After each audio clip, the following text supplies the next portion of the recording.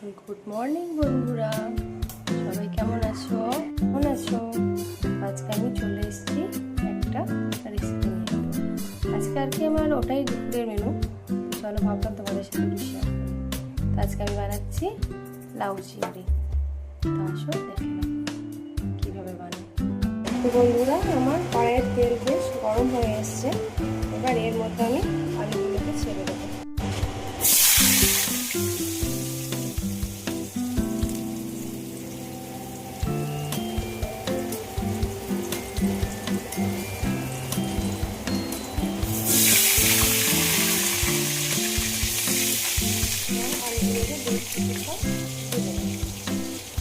আমার আলুগুলো ভালো করে ভাজা হয়ে গেছে।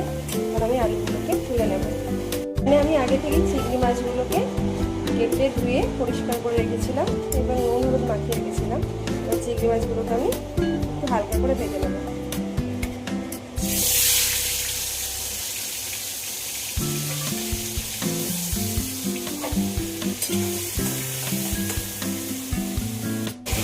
আমার চিংড়ি মাছগুলো এখানে একটু হালকা করে ভাজা হয়ে গেছে।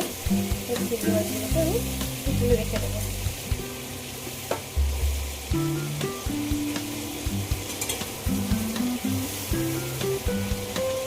আমি এখানে একটা তেজপাতা ফোড়নে দিলাম, সঙ্গে একটু আদা আর শুকনো লঙ্কা বাটা দিয়ে দিলাম।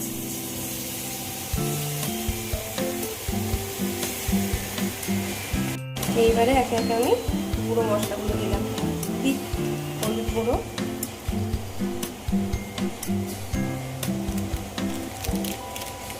জিরে গুঁড়ো, অল্প একটু ধনে গুঁড়ো, নুন পরিমাণ মতো, অল্প একটু চিনি। এবার আমি মশলাটা ভালো করে কষিয়ে নেব। আর এখানে মশলা কষানো পুরো রেডি। এবার আমি লাউগুলোকে দিয়ে দেবো।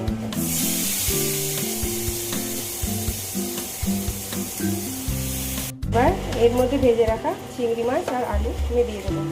এই পুরো রান্নাটার মধ্যে আমি কিন্তু কোনো জল ব্যবহার করবো না। লাউ থেকে যে জলটা বেরোবে সেটার মধ্যে দিয়ে একটু সেদ্ধ হয়ে যাবে।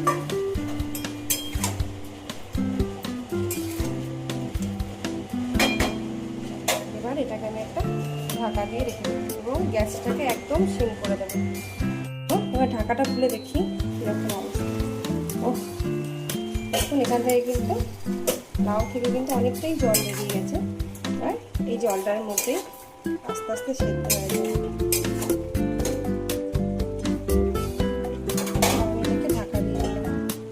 আমার তরকারিটা কিন্তু একদম রেডি। আর এবার আমি এর মধ্যে একটু গরম মশলা দিয়ে দেবো।